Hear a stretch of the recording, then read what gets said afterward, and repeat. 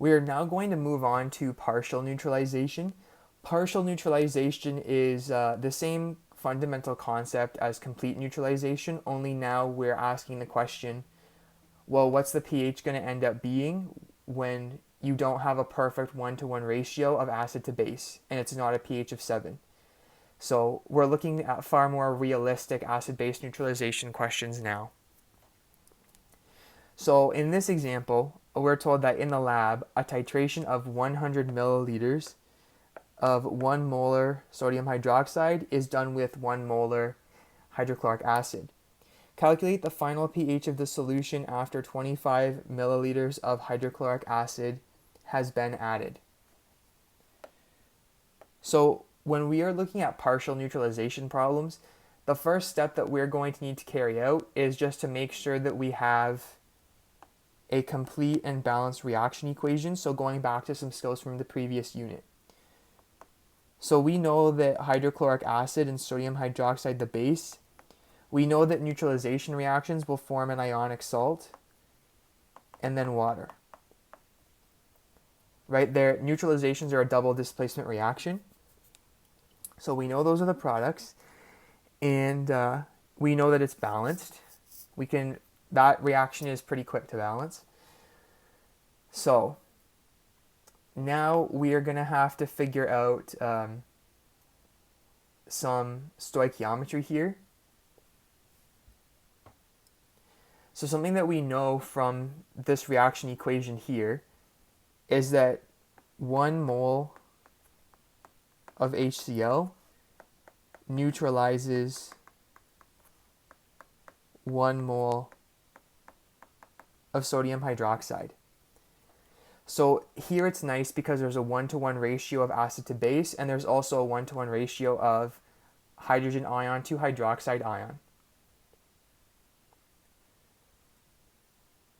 So our first step, and I'll just write this to the side to make sure we keep track of the ionization and dissociation equations. HCl would ionize into H plus and Cl minus, and sodium hydroxide would dissociate into the sodium plus cation and the hydroxide anion. So our first step should be to find the basically the moles of each thing. So we know that concentration is moles over volume. So if we want moles of HCl, then that's going to be the concentration or molarity times a volume of HCl, which is 0.025 liters. Again, we got to go from milliliters to liters, so 25 divided by 1,000. And that equals 0.025 moles. And then again, looking over here, since there's a 1-to-1 ratio of the acid to the hydrogen ion, therefore we have 0.25 moles of H+. Then we'll look at the moles of sodium hydroxide. So that one, I'm just going to rewrite this at the top so that it's clear. Moles equals concentration times volume. So that's 1 molar times 0.1 liters. I'm just going to rewrite the molar as moles per liter so it's a bit more clear.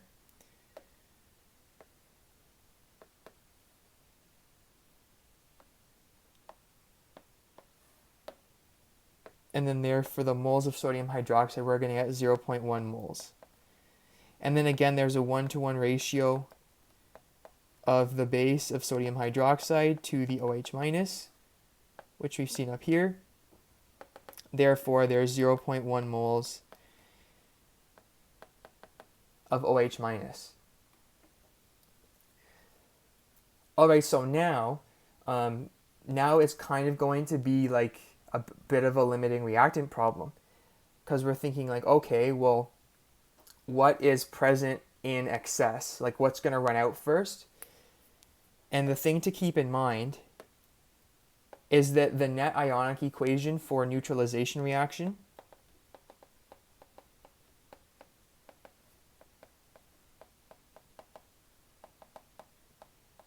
is always going to be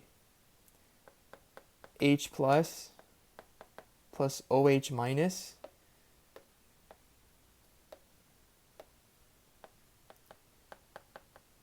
giving you water. So there's always a 1-to-1 ratio of H plus to OH minus in a neutralization. Like 1 mole of H plus will neutralize 1 mole of OH minus. And that's one of the really nice things about neutralization. So looking back to what we calculated, if we have 0.025 moles of H plus and 0.1 moles of OH minus, then it's pretty obvious which one is bigger. We have more hydroxide ions in this solution.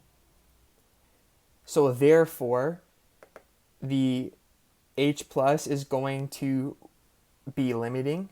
It's going to run out sooner, and we will have sodium hydroxide and OH minus ions in excess. So to calculate the surplus,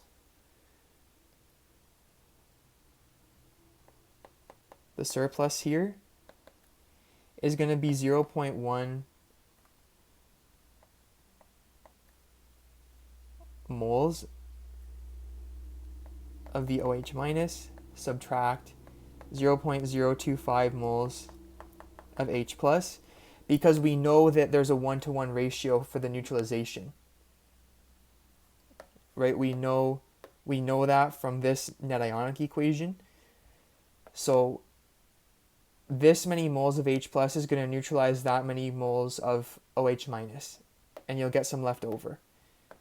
So that's going to equal 0.075 moles of hydroxide anion. And then we're almost done, but not quite. Now the total volume of the solution, we have to pay attention to that from the question. So it says 100 milliliters of sodium hydroxide and 25 milliliters of hydrochloric acid. That means that the total volume of the mixture is going to be 125 milliliters, or 0.125 liters.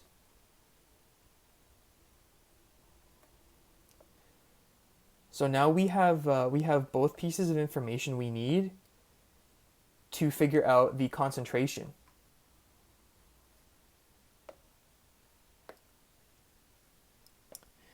So the concentration of OH minus, or in this case C, is the same as moles per liter. Since we have 0.075 moles of hydroxide in 0.125 liters, that means we have 0.6 moles per liter of hydroxide anions.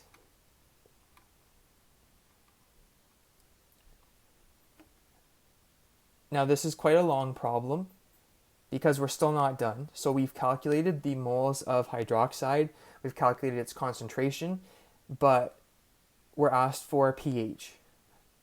So we're very close. We know how to calculate the pH from POH. We've looked at that before, so we just need a little bit of patience to finish off. So we know that POH is the same as negative log of the concentration of the hydroxide anion.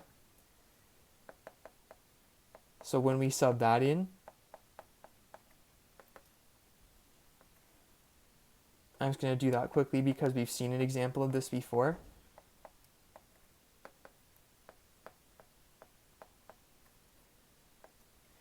So the POH there is 0.2218. we also know that pH plus pOH equals 14. Therefore, pH equals 14 minus pOH. Right? We've seen that algebra before as well. So we know that the pH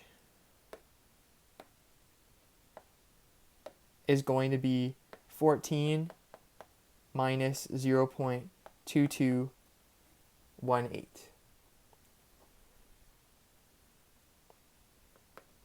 And then I'm just going to round this to 2 decimal places. So it's going to be 13.78. So therefore, the pH of, what are we asked for? The solution. The final pH of the solution is 13.78. So just think about the calculation we performed, and now let's think about it conceptually, just to make sure that it makes sense. So to recap this, we first needed to write out a balanced reaction equation. We then calculated the number of moles of the acid and the base, keeping special eye to the dissociation and ionization equations to see if there was not a 1-to-1 ratio of hydrogen ion and hydroxide ion being supplied by the acid and base respectively.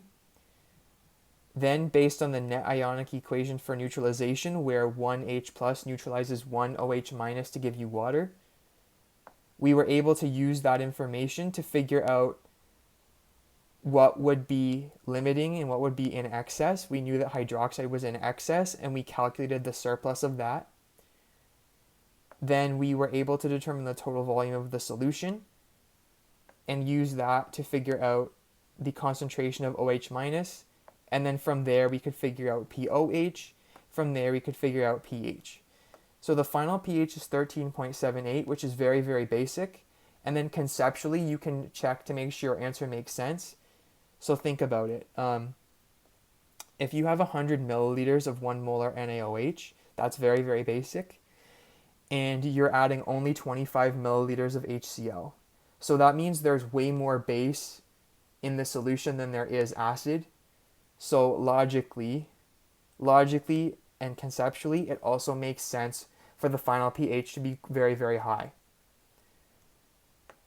So that's how you approach a partial neutralization problem.